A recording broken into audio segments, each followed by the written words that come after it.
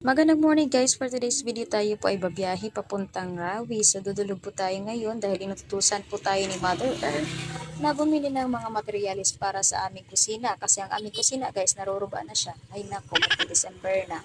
At ayaw pa naman ni Mother Earth na bumili ng mga materialis doon sa isla, sa Kabadyangan kasi mahal daw. So ito, pinapadulog ako mahal din naman ang pamasahe. So ito na nga at malapit na kami dumuong sa Rawis at aking hinahanap ang motor ni Tatay Pupo kasi doon nga ni pinapakarga ang mga materialis,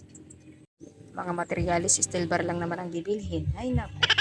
So ayun na nga guys, at padoong na kami at bumaba na ako at sumakay na ako ng pedicab papunta ng Cubits kasi sabi ni Tatay Pupo doon daw ang mas barato ang mga pinili ng mga materialis.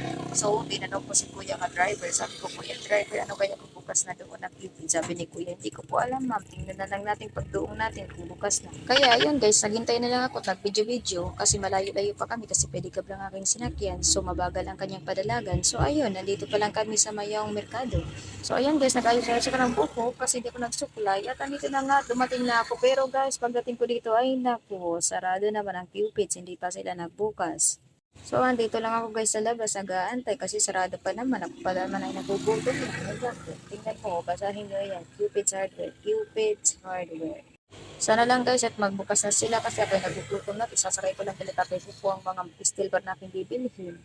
Ayan o, tingnan nyo para akong tanga dyan, lakad-lakad kasi naaarawan na ako, naghanap ako ng aking natatambayan at ito na nga, dito ako sa sulok guys, maparot pa naman dito kasi umulan eh. So meron muna ako dito guys kasi tumarik.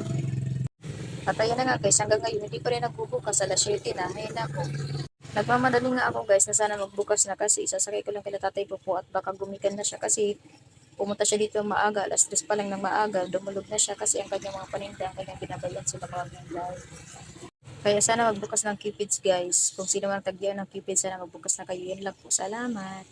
Nandito na nga po ako guys. Lumipat na ako sa kabilang kalye kasi ako ay naaarawan na doon at wala na akong nasisirungan. At hanggang ngayon, ayan guys, close pa rin sila. Baka namatron pa sa UAP. Nandito nga lang ako guys at nakapayo na ako kanina pa makanglay na baya. Ay na Cupids. Nahihiya na nga ako guys kasi ang dami nang tumitingin-tingin sa akin tapos nagtatanong kung sasakay ako hindi kasi andito na ako sa kalsada. Kaya nga Cupids sana mag-apre na kayo, magbukas na kayo please lang. Kaya may nagugutom na at baka kumika ni sila kayo po at hindi na ako pasakyin. Nalalawit Cupids, pag-apre na pag-gutom. Pag-apre na kayo. Finally, after 1,000 years, guys, nagbukas na ang Cupids.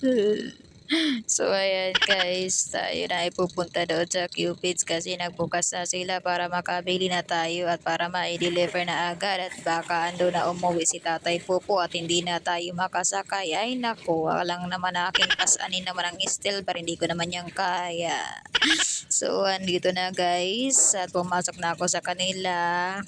Hindi pa pala pumapasok, papasok pa lang guys. At ayan na nga, at ako na ay nag-order at bumili at hiningi kong number para i-text ko sila at i-deliver. Yan lang, salamat Cupids, bye bye, I love you, thank you so much.